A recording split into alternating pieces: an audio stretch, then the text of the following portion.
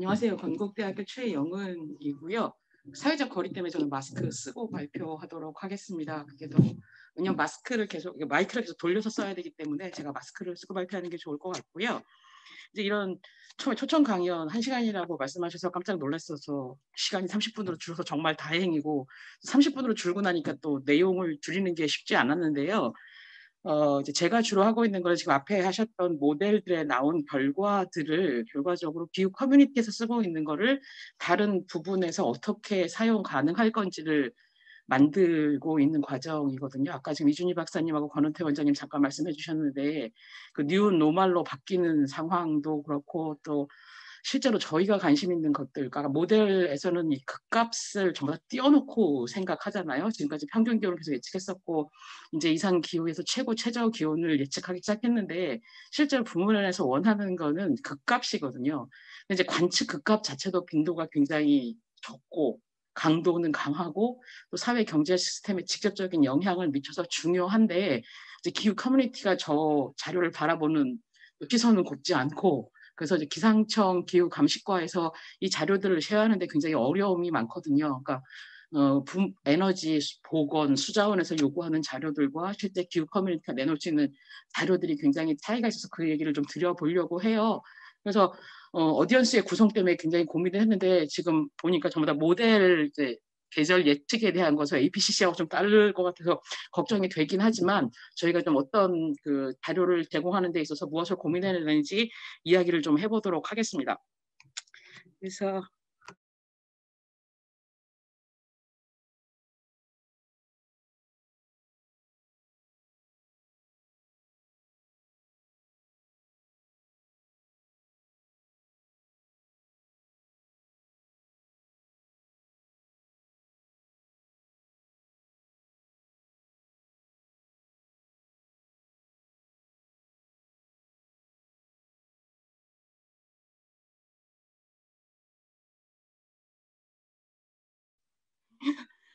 이제 음소거가 돼서 예,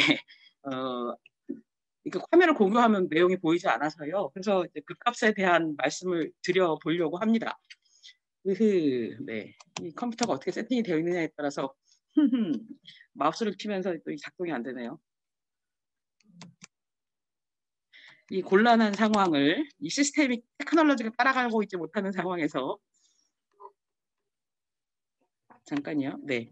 그래서 여기서 지금 보시면 제가 어저께 그 UNFCC에서 하나가 나왔더라고요. 무슨 내용이 나왔냐면 드디어 그 트럼프가 2016년 대통령이 되면서 탈퇴를 선언했었고 어저께 날짜로 정식적으로 미국이 이제 탈퇴가 돼서 더 이상 그 파리 협약에 미국이 들어있지 않은 상황인 것 같아요. 그래서 지금 이제 바이든 남의 나라 대통령이 누가 될지 굉장히 관심이 많은데 아마 트럼프가 되는 것보다 이제 바이든이 되는 것이 그 파리 협약과 관련된 문제들은 더 효과적일 것 같기도 하고요. 그래서 사실은 연구 배경과 목적, 뭐 극값의 특성, 그다음에 재현 기간별 극값 이렇게 만들었는데 극값이라는 것 자체가 어떤 기간을 두느냐에 따라서 예를 들면 연도별 극값도 있을 수 있고 지금까지 발생한 최고 극값도 될 수 있거든요. 사람들이 관심 있는 건 지금까지 발생한 최고 극값이에요. 근데 이제 그게 얼마나 자주 발생할 것인지 그 규모에 대한 것들에 관심이 지금 많아지는 건데요. 근데 이 얘기를 할 때 그 많이 하는 얘기가 뭐냐면 기후 변화에서 평균의 변화에 대한 이야기를 하고 소위 말하는 이제 변동성이라고 해서 최고값과 최저값이 그 나오는 범위에 대한 이야기들을 하고요. 지금 관심이 있는 것은 고온 극한 현상의 빈도 증가거든요. 근데 이제 극한 현상의 강도를 어디까지 줄 것인지 뭐 80%를 프랑스는 쓰기도 하고요. 그 오스트리아 같은 경우에는 90%를 쓰기도 하고 95%, 99%를 쓰기도 하는데 근데 그런 값들을 정했을 때 그것이 어떤 의미가 있는지 지금 저희가 중위도에서 집중하고 있는 건 사실 이런 거거든요.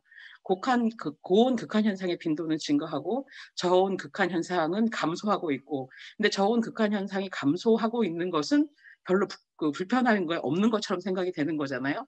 근데 2019년 그 관측 자료성에서 보면 지금까지 평균 기온이 제일 높았거든요. 그래서 우리나라에서 원래 월동을 하면 안 되는 해충들이 대관령 부근에서 다 해충을 해서 그 해충을 방제하는데 비용이 어마무시하게 들었다고 하더라고요.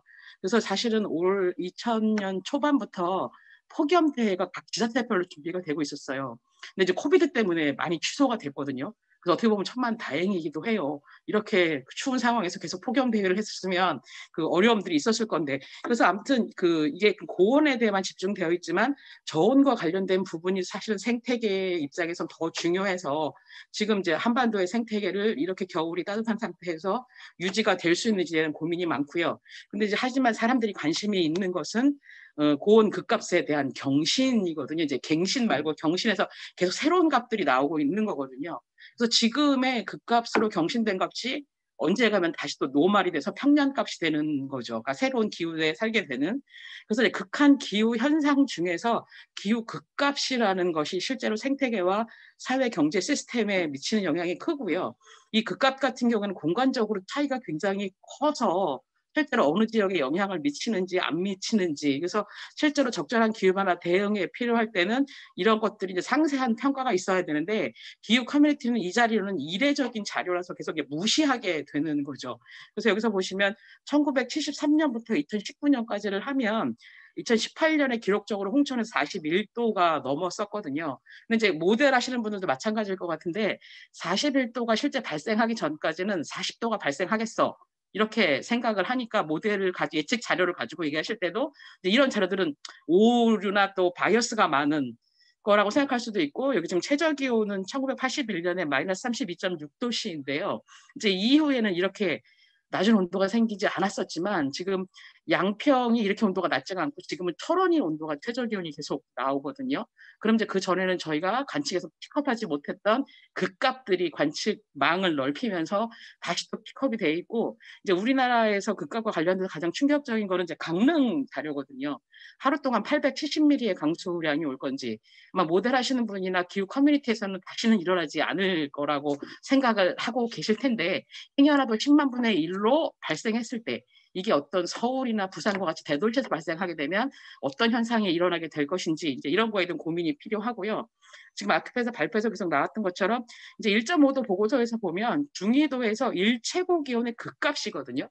관측된 가장 높은 값이 1.5도가 넘어가면 2.0도씨거든요. 그럼 저희 관측상으로 이제 기후 커뮤니티는 이렇게 적용하는 걸 어려워하지만 일반 퍼블릭이나 부분 면에서 보실 때는 그러면 41도까지 올라갔었으니 1.5도가 되면 43도가 되는 거냐. 이제 그런 건 또 아니라고 적고, 그런 게 아니면 모델들을 왜 주냐. 이렇게 계속 얘기들이 돌게 되거든요. 그 다음에 이제 2도씨가 되면 이제 4도씨까지 올라가게 되고, 그래서 제가 말씀드리려는 것은 아소스 자료하고 RCP 2.6, 8.5에 있는 내용 중에 일최고기온, 일최저기온, 일강수 자료를 이용해서 우리나라 기후 극값의 특성과 변해 미래 전망을 파악하는 부분인데요. 지금 이제 연평균 기온 변화율이거든요. 이 결과는 뭐 굉장히 로버스트하죠. 바뀌지 않을 것 같은 거죠. 근데 이제 문제가 문경이 2010년까지는 추풍령이 속을 썩였었는데 이제 문경이 또 통계적으로 유의하지 않은 자료가 들어가서 문제가 되고요. 그다음에 이제 강수량은 아까도 있는 것처럼 변동성이 너무 강해서 아직 통계학적으로 유의한 수준에서 변화를 찾아내기가 너무 힘들고요. 근데 지금 여기서 보시면 연값이나 가을, 겨울, 평균이나 최저 기온에 대해서는 굉장히 결과가 로버스트해요. 근데 여름 결과가 2010년까지 들어갔을 때는 통계적으로 유의하지 않았었거든요. 근데 이제 최근 9년 자료가 들어가면서 이제 이 자료가 전부 다 유의한 수준으로 나오게 되는 거죠. 그래서 이제 여름 평균 기온하고 최고 기온이 통계적으로 유의한 수준으로 지금 바뀌어 있는. 근데 결과적으로 10년 자료가 들어갈 때마다 디렉션이 바뀌게 됐을 때 일반 분문에서 생각하는 이것에 대한 신뢰도, 커뮤니티가 가지는 아까 전 교수님 말씀하셨던 변동성에 대한 부분, 변동성 있습니다. 뭐 이렇게 얘기해도 어쨌든 이렇게 로버스트한 결과를 만들어내기가 굉장히 극값에서 어렵고, 이제 샘플 수가 작은 게 문제가 되고요. 그다음에 이제 폭염 일수에 대한 건데 지금 1981년에서 2010년은 일최고 기온 33도가 폭염으로 쓰고 지금은 습도를 써서 열지수로 쓰지만 이제 과거에 썼던 지수인데요. 그러면 이제 이 지수가 여기 지금 보면 경북 지역에서는 변도수가 굉장히 많잖아요. 근데 서울로 올라오면 이제 빈도수가 줄어요. 근데 실제로 대구 사람들은 33도라고 하면 폭염이라고 느끼지 못하는 거거든요. 한 체온은 돼야 날씨 좀 덥다라고 생각할 수 있는. 그래서 결과적으로 이 지역에는 더운 날씨가 될 수 있을 거나 이 지역에 가면은 그냥 보통 날씨로 그냥 더운 날 중에 하루고요. 또 하나 오해가 되고 있는 게 우리나라 여름은 원래 열대만큼 더워서 폭염이 늘 있거든요. 그래서 폭염이 발생하냐 안 발생하냐가 문제가 아니라 더 많은 폭염이 발생하냐 안 발생하냐로 표현이 돼야 되는데 그렇게 안 되니까 되게 오해가 많이 생기고요. 그다음에 열대야 같은 경우는 일체적 기온 25도씨로 썼을 때 여기 보시면 평균 기온이 높은 곳들이 열대야가 많이 있죠. 근데 이제 예외가 되는 곳이 서울인데요. 서울은 폭염보다 그 열대야가 더 많아요. 그래서 이제 야간에 나타날 때 도시화의 영향이기도 할 거고, 대기 중에 에어로솔 많은 게 낮 기온은 그렇게 높여지지 않는데 야간에는 이제 더운 게 유지되는. 그래서 이제 지역별로 어떤 온도가 나타났을 때 그 영향이 너무 많이 다르게 되는 거죠. 그다음에 이제 이게 전망 자료인데요. 여기서 보시면 RCP 2.6, 4.5, 6.0, 8.5일 때 지금 이건 옛날에 나간 자료라서 기상청 기후 감시과에서 나오는 자료인데 2.6하고 8.5만 말씀을 드리면 21세기 후반이 됐을 때 2071년부터 2100년이 되면 결과적으로 여기 아까 그 대구가 한 20일쯤 됐었잖아요.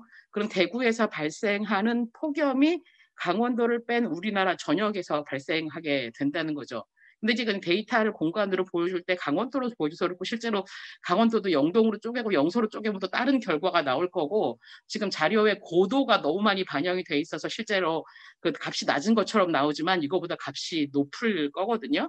근데 이제 8.5로 가면 60일에서 70일 정도에서 이 폭염 상태가 발생을 할 거고 아마 2100년이 되면 33도가 더 이상 폭염이 아니어서 아까 계속 얘기 나왔던 것처럼 아마 숫자가 줄어들겠죠. 이 숫자가 지금은 1981년과 2100년, 2010년하고 비교했을 때 60일, 70일인 거고 이제 그때 가면 평년갑하고 비교하면 이게 막 30일이나 40일 정도로 떨어져서 약간 올라가는 수준이 될 수 있을 것 같고요.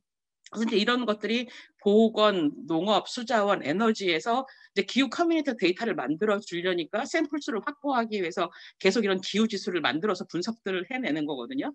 근데 이제 그들이 관심이 있는 것은 결과적으로 이제 극값에 대한 부분이에요. 그래서 여기서 보시면 이제 저희 이 부분들을 지금 이제 이준희 박사님이 앞에 계신 박사님들이 계속 얘기하셨고 여기에도 내부 변동성까지 포함해서 얘기를 하셨고 이제 부분적으로 관심이 있는 건 사람들이 이제 어떻게 기후변화 대응을 할 것이냐.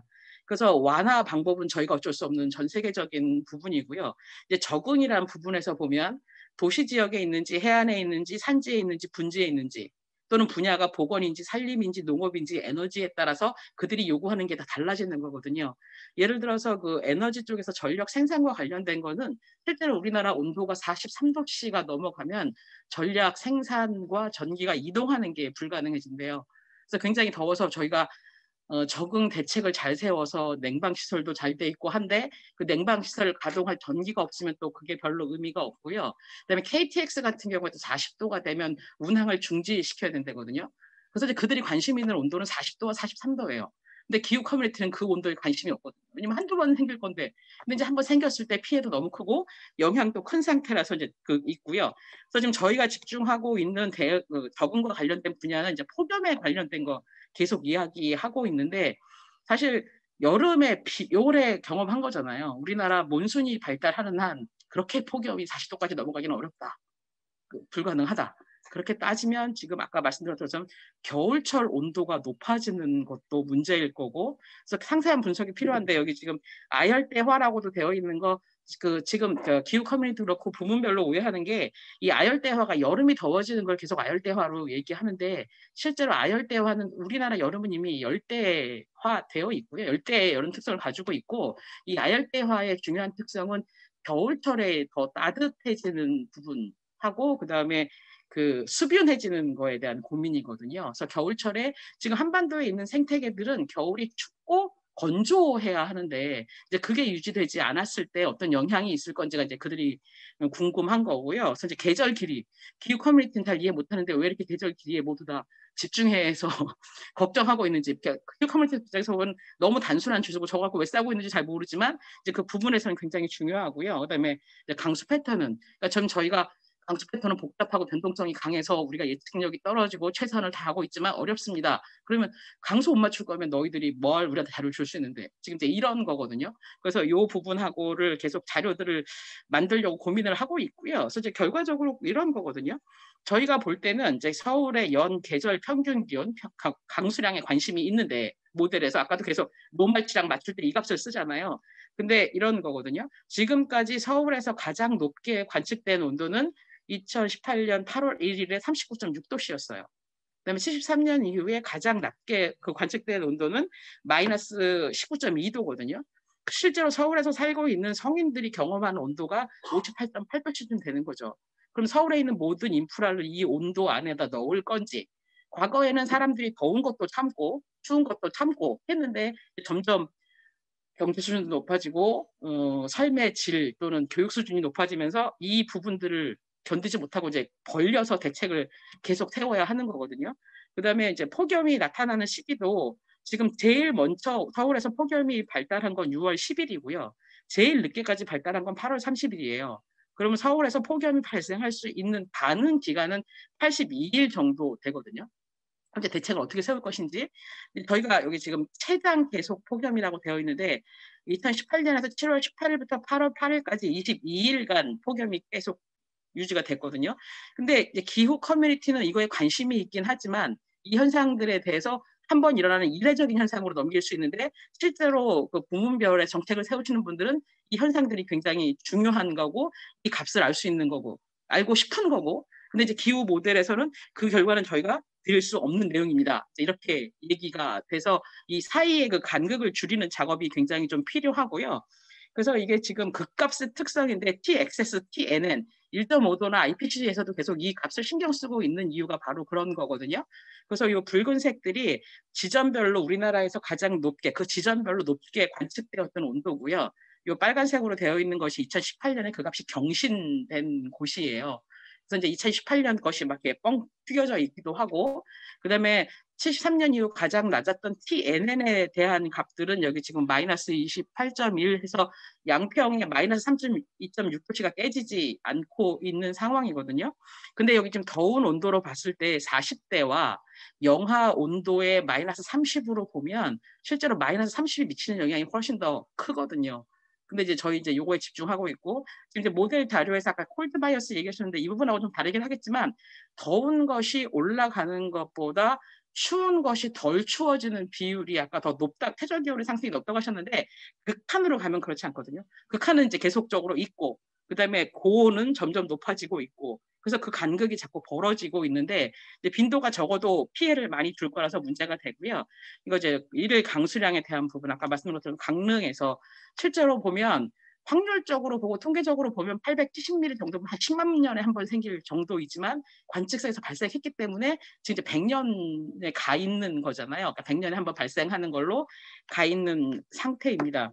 그래서 여기서 지금 보시면 이게 그 홍천에서 생겼던 건데 그 전에 대구가 40.0도인 거 따져보면 76년 만에 기록이 경신이 된 거거든요. 그럼 이제 이 주기는 저희가 봤을 때 멀티 디케일달도 2번, 3번, 4번 가야 되는 거거든요.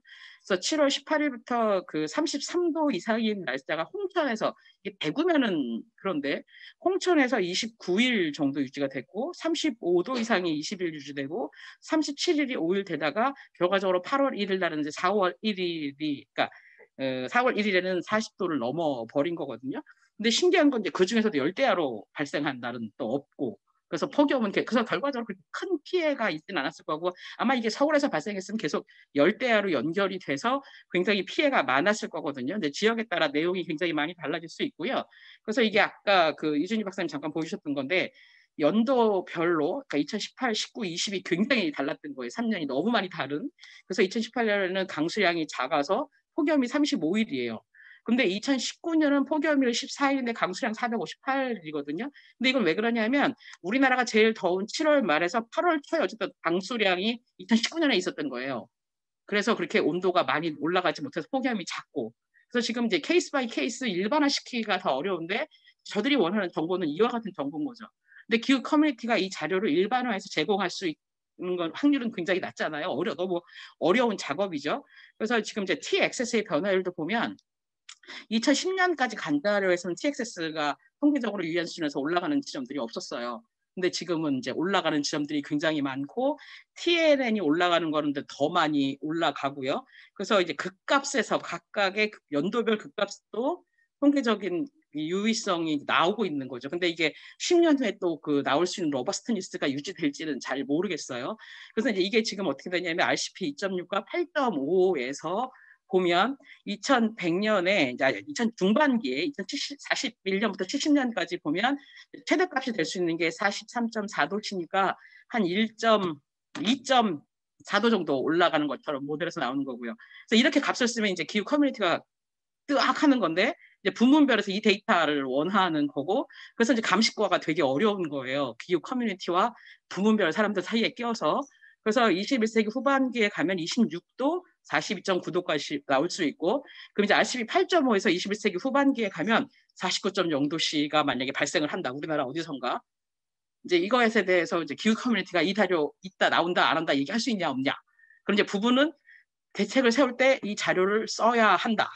그럼 이제 기후 감식과가 되게 입장이 어려운 거죠. 이 데이터상으로 이렇게 특히 이제 이 모델 자료가 또 모델러들이 생산하신 자료잖아요. 그러니까 생산하신 자료에 대한 이제 이런 부분들이 굉장히 어렵습니다. 그래서 이제 그 밑에 보시면 채소과학과 관련된 그러니까 그 시기에 가장 낮은 값들이거든요. 전체적으로 발생할 수 있는 낮은 값들을 보면 생각보다 많이 떨어지지 않아요. 마이너스 27도에서 마이너스 19.8도까지 8.5가 돼도 우리나라에서 영하 20도 정도의 그 최저 온도는 유지가 된다고 지금 그 시나리오 자료에서 나오고 있는 거거든요. 그래서 이제 이것들을 공간적으로 분포를 이제 우리나라 시군구 레벨에서 자료를 만들어서 제공을 해야 그 지자체 사람들이 기후변화 적응 대책을 세울 수 있거든요. 근데 이제 저희가 내놓을 때 이거에 대한 자료에 대한 자신이 없어서 이제 계속 그런 거죠. 양상불 줘라, 불확실성 줘라. 근데 그거는 이제 우리도 해결 못 하고 있는데 그 부문별 사람들한테 그 부분을 고려하게 하는 거는 되게 어렵고 이제 거기도 커뮤니티 차이가 되게 큰 거예요. 또 지자체나 공무원이나 교육기관에서 원하는 자료는 이런 거고 또 거기서 또 모델 하시는 분들 입장에서는 불확실성 자료나 또 여러 개의 양상불 자료가 필요하기도 한 거고 그래서 이제 기상청이 제공하고 있는 건 이 자료에 대한 거고요. 실제로는 양상불 자료를 제공하면 좋겠지만 1kg 자료나 이 시군구의 자료를 생산하시려면 아마 우리나라 모든 기후 커뮤니티가 다 이 자료 생산하는 데만 집중해도 아마 자료를 다 생산하지 못하는 외국에 하청을 보내야 가능할 정도의 생산량이거든요. 그래서 이제 지금 가지고 있는 자료에서 이게 최선으로 나오는 자료이고요. 근데 이제 그 값은 하나를 가지고 있는 것 때문에 너무 위험 부담이 있어서 제한 기간이라는 거를 놓고 이제 생산하는 중에 있거든요. 그래서 뭐 5년, 20년, 그러니까 이제 1년이라고 하는 것은 1년 동안에 발생할 수 있는 그 값 최고로 높은 값이거든요. 그래서 확률 값이에요. 그래서 수자원 하시는 분들은 계속 강수량에서 그 자료를 써왔는데 이제 저희는 그 자료를 쓰지 않고 있다가 아까 강수량하고 이제 온도에서 그 자료를 적용하는 작업을 이제 세토로 해서 보면 실제로 20년만 되면 우리 생각에 멀티팩에서 높을 것 같지 않은데 왜냐하면 최고값 데이터의 최고 기온들이 세팅이 돼서 만들어지기 때문에 생각보다 값이 높고요. 그래서 여기 보시면 홍천 같은 경우에는 50년, 100년으로 하면 38.6하고 38.9도씨 정도 나와요. 관측 자료를 가지고도. 근데 이제 대구 같은 경우가 1등 값은 홍천이 더 높지만 이제 대구가 계속적으로 최고 기온이 높으니까 100년에 대해서 40.0도가 나오고 이제 대구 그 50년이 39.7도로 더 높게 나타나거든요. 그러니까 아주 큰 값 가지고는 예민하게 반응하지 않는 것 같고 이제 극한 값들을 가지고 하는 것 같아서 이 자료들을 지금 제공하려고 최고 기온, 최저 기온, 강수량에 대한 값들을 산출을 하고 있는 중이거든요. 그래서 여기 보시면 이제 100년으로 하면 642mm로 떨어지거든요. 이제 870보다는 덜 충격적이지만 1강수량으로는 여전히 충격적인 값이잖아요. 그래서 이것에 대한 고민을 해서 이것을 가지고 이제 지역별로 우리나라에서 40도 이상이 발생하는 주기, 뭐 1년 주기가 될 거냐, 2년 주기가 될 거냐 하는 값들을 이제 계산해서 제공을 하고요. 그래서 이렇게 그 기상청에서 이 값들을 지금 제공하려고 준비를 하고 있어요. 그래서 여기서 지금 보시면 일체고기온 40도라는 값의 재현 기간이 얼마쯤 되느냐.